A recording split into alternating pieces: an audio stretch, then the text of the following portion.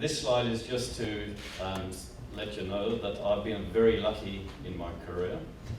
На этом слайде он хотел бы показать то, что он был довольно счастлив и везуч в ходе своей карьеры.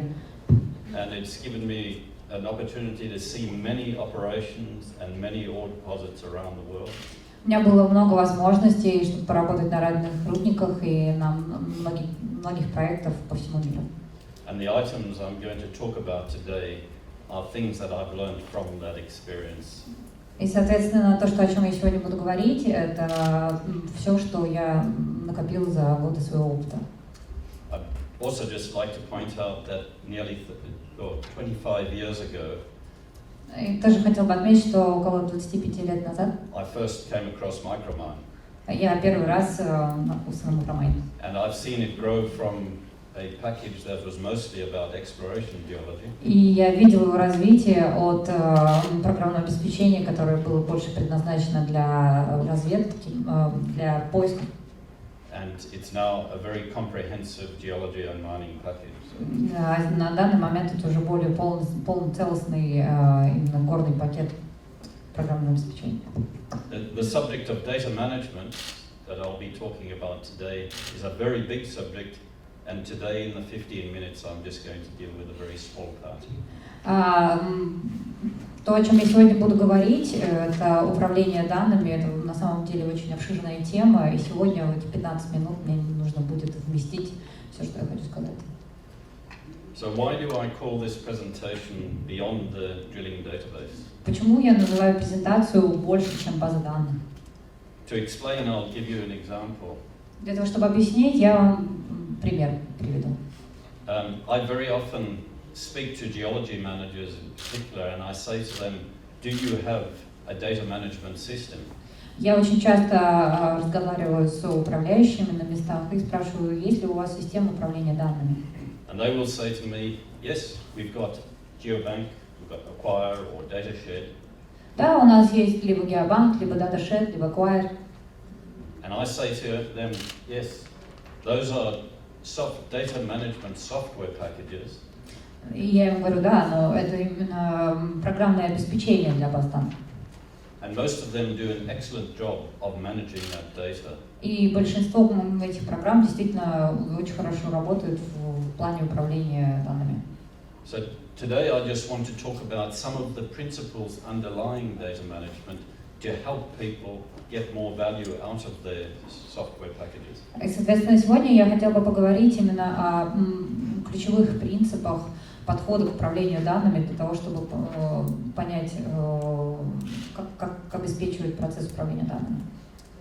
So the reason I'm talking about this is because from my experience I find people don't look after their data terribly well. И, собственно, причина, почему я хочу поговорить сегодня об этом, потому что я часто встречаюсь с тем, что люди зачастую не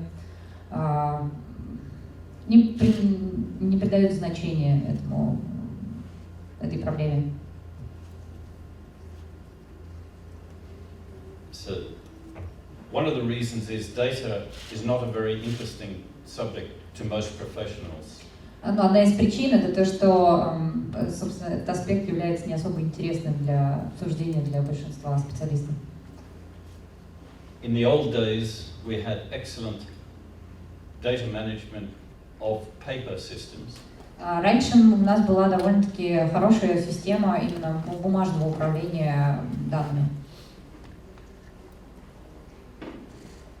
So what has changed since those days? What has changed since we now have our data in digital form? Что же изменилось с тех времен? Что изменилось там с появлением цифровых данных? One of the problems is that in English we have the word dry for things that are not very interesting. В английском языке у нас есть такое понятие, как сухие. Это для предметов, которые, для вещей, которые не являются очень интересными. And data is a very dry subject. Соответственно, дата это довольно-таки сухой предмет для обсуждения, да. Some of you may have seen this before. Многие из вас, возможно, видели это раньше. We we've created, these days, we create a lot of data with our software packages. В наше время мы создаем очень много данных именно в программных пакетах. And sometimes we create data so quickly it gets beyond our ability to manage it. И зачастую данные появляются настолько быстро, что, собственно, не успеваем управлять ими. And data is only part of the picture. As you can see, it's just one of the pyramid. И дата на самом деле является всего лишь частью картины, то есть это всего лишь одна часть данной пирамиды. And from data we progress to information, От данных мы двигаемся дальше к информации, knowledge and wisdom. Знаниям и мудрости. Today we're just going to talk about data and information. Сегодня мы будем разговаривать непосредственно о данных и информации.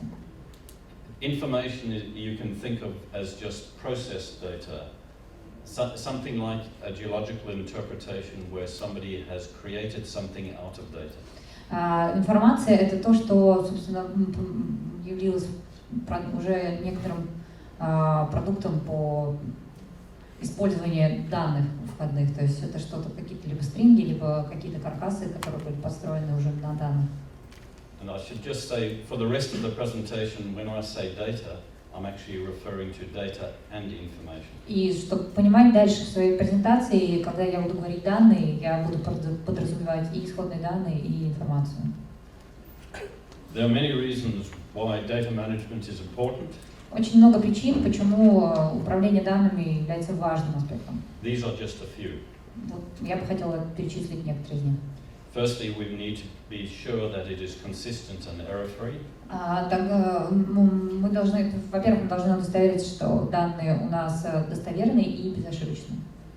And we must avoid confusion about which data needs to be used. И также мы должны избежать путаницы с тем, какие данные мы в итоге должны использовать. That is something I see very often, that one person working in an office thinks that this data is the correct data, and somebody else thinks that this data is. Да, я очень часто встречаюсь с таким фактом, что в одном офисе один специалист думает, что вот нет, вот эти данные нужно использовать, а другой специалист думает, что данные совершенно другие, те, которые должны быть использованы.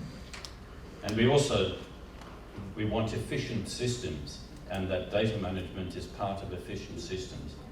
Мы также хотим, чтобы система управления была эффективной, соответственно, управление данными — это одна из частей эффективной работы.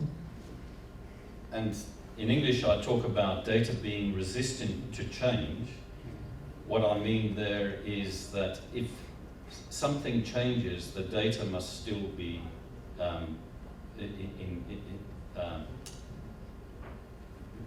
be able to be used by people correctly. I'll explain. Okay. Соответственно, также я считаю, что данные должны быть, по-английски это, устойчивым к изменениям. То есть, если что-то поменяется в системе в ходе разработки месторождений, данные будут неизменны, и люди должны ими пользоваться.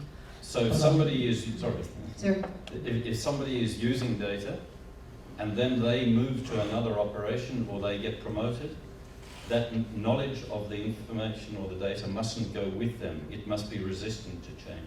Да, то есть как бы данные, которые собраны, соответственно, на одном объекте, одним человеком, и дальше, когда этот человек либо получает повышение, либо переходит куда-то в другое подразделение, он не должен забирать данные с собой, данные должны оставаться там, где непосредственно они были изначально и принадлежат тому месторождению. I'll just quickly talk about three categories of data that I recognize. Я сейчас быстро расскажу о 3 категориях данных, которые как бы я разделяю. The first type is primary data. It's like drilling data. Первый — это исходные данные, то есть данные бурения, например. If you think of it, it's just being collected like pouring a beer into a glass. It just fills the glass steadily as more information comes in. То есть, если вы это образно представите как наполняющийся стакан с пивом, то это, собственно, данные, которые поступают и наполняют наш стакан. You can see some examples there. Вот пример здесь на картинке.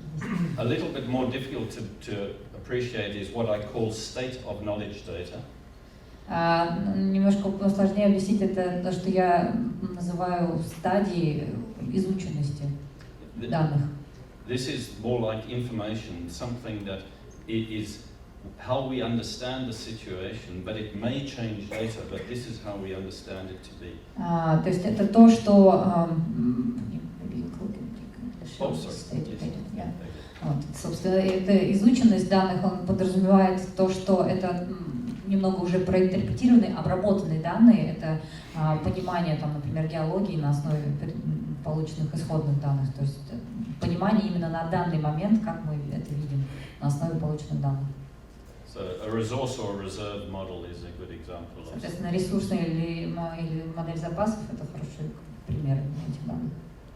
And the third system is what I call snapshot, as if you've taken a photograph of the situation at a certain point in time. И третья категория — это оперативные данные, это как фотоаппарат, который фотографирует, и вы видите картинку именно вот на данную минуту происходящего. And a good example again is a resource model that maybe is what the snapshot of the situation in July 2016. То есть, соответственно, это, ну, как бы модель, например, которая была там, например, в июле 2016 года сделана. То есть это то, что было на определенную стадию изучения проекта. So, who creates technical data? Кто же производит технические данные? Examples, these are individual technical people doing their daily work. Это как бы отдельные службы, технический персонал, которые делают свою ежедневную работу. And examples are a surveyor who does a survey of an open pit once a month. Пример — это макшейдер, который как бы делает замер карьера. A geologist creating a wireframe interpretation of the. Геолог, который делает интерпретацию в каркасном моделировании. And an engineer creating a pit design. И инженер, который делает оптимизацию карьеры. But you can imagine those are just three examples, but there is a lot more data that is collected every day in a mining operation. Как вы понимаете, это всего лишь 3 небольших примера. На рудниках обычно намного больше источников поступления информации ежедневно. So how do we manage all this data that is being created all the time? Соответственно, как же нам это все, этим всем управлять, этими данными, поступающими каждый день? For this we must appreciate certain concepts. У нас должны быть определенный концепт задан нашей работы. One is that as technical people, professionals, we don't own that data. И каждый специалист должен знать, что как специалист мы не являемся владельцами этих данных. We are creating something on behalf of the company or the operation. Мы создаем что-то от лица компании или там рудника, на котором мы работаем. And I find many situations where a professional is working and they hold on to that data thinking that it is their personal data. Он очень часто сталкивался с такими ситуациями, когда специалист создает что-то, модифицирует, моделирует и считает эти данные собственным произведением. But just because you don't own that data, that doesn't mean you don't have responsibility for that data. Но тот факт, что вы не владеете этими данными, не означает, что вы не несете ответственность за них. And we must remember that as technical people, we have responsibility for creating and making that information available to people. И как специалисты мы должны помнить о том, что мы несем ответственность за то, что мы производим, и предоставить возможность людям пользоваться этими данными. And in English, I've used the word responsibility, and I also use the word accountability. And even in English, sometimes people get a little confused about that. In Russian, it's even harder. Yes, so I thought that might be the best.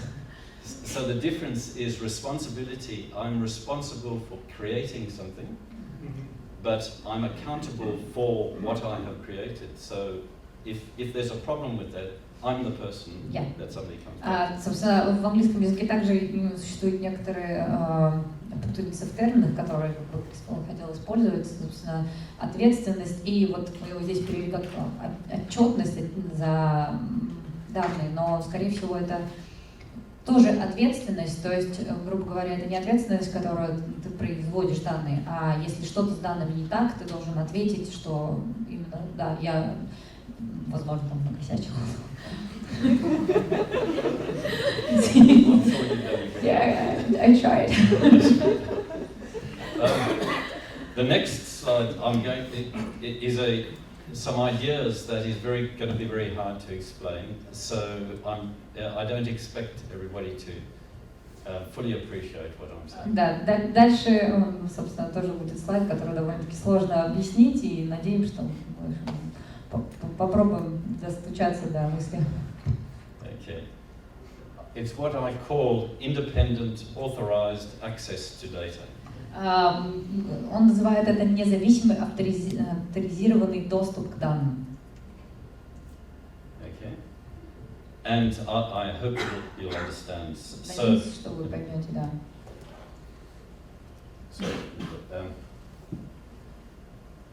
So we have to answer the question of what is authorized and what is independent access. Нам нужно ответить на вопрос, что такое авторизированный и что такое независимый доступ.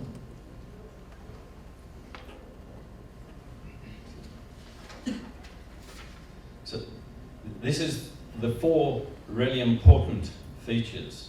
One, to have independent authorized access to data, you must firstly know the location of the data. Ну, вот здесь он попытался выделить 4 критерия, которые соответственно авторизированному независимому доступу. Первый — это расположение, то есть каждый должен знать расположение данных любых. You must know the name of that data, the file name or the table name. Нужно знать название данных, это либо название папки, либо файла.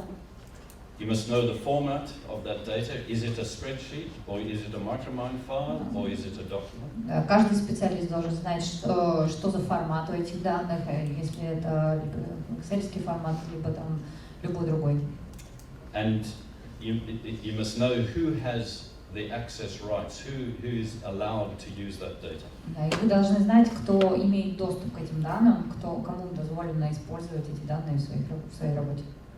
Again, I come back to that example of if somebody is working with data and they are not there, if you don't have independent authorized access to data, then the other person will not be able to locate that data.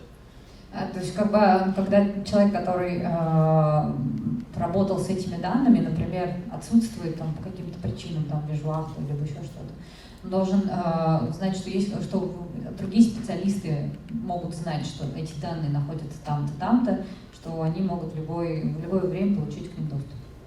I could give you many examples of this, but unfortunately I don't have the time to. Я на самом деле могу очень много примеров вам привести, но, к сожалению, ограниченного времени. So, each person who creates some data will be using somebody else's data to start with, and will be creating data on behalf of somebody else. Вот такая схема, да, как каждый человек, каждый специалист, который работает, он изначально использует данные, которые уже были созданы кем-то, и данные, которые непосредственно производит он, то есть он будет тоже уже производить какую-то другую часть данных, которую также должен будет передать по наследству. So I'll use the example of a geological interpretation. I'm using input data of the drill hole, so somebody else has maybe created that data for me, and they must make sure it is suitable for me to use. Да, ну как пример, да, например, я моделирую месторождение, соответственно, я беру данные у других специалистов, которые обработали эти данные, и, соответственно, специалисты при передаче этих данных мне должны быть уверены, что, ну, и я должен уверен быть, что эти данные именно качественные, что я могу на них тоже.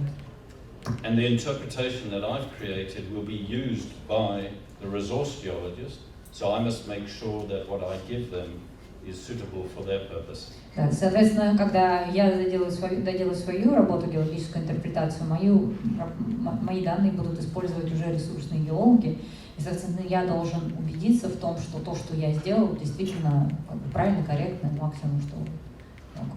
Again, that is just one small example of many situations. Опять же, это всего лишь один маленький пример из множества таких ситуаций, которые возникают. So if everybody thinks about the data that they create and the data they receive, we have to have a data management process to be implemented so that it all flows properly. И, соответственно, если каждый специалист на месте будет думать о том, что за данные он получает, что за данные он в итоге передает дальше, то это будет одной из частей именно управления данными, и чтобы была определенная система управления. And so we plan that system, we then implement it, and then we have a system of review and revision to keep that system working. Соответственно, когда мы планируем определенную систему управления данными, мы ее внедряем, дальше уже оцениваем, как она работает, и если, соответственно, она циклично у нас получается, то есть мы модифицируем ее, как-то дорабатываем в ходе уже непосредственно работы. So in summary today, как резюме, we've considered the following subjects. We've talked about the categories of data, because sometimes people just think all data is the same, so we've looked at the different categories. Ну, как резюме, тем, которые мы сегодня затронули, это мы говорили о категориях данных, какие бывают категории данных, потому что большинство людей думают, что данные, это, в общем-то, такое абстрактное понятие, что это все одно и то же. And we've talked about data ownership, responsibility and accountability. Говорили о собственности данных, ответственности и отчетности за данные. And we've spoken about the idea of independent authorized access to data. Затронули тему независимого авторизованного доступа к данным. And we've also talked about implementing a plan of data management. И обсудили именно план внедрения управления данными, системы управления данными. I said at the beginning that data is a dry and uninteresting topic. Как я говорил, что данные это довольно сухая и неинтересная тема. I hope I have not made this presentation too dry and uninteresting. Я надеюсь, что я не сделал свою презентацию слишком сухой и неинтересной. Спасибо.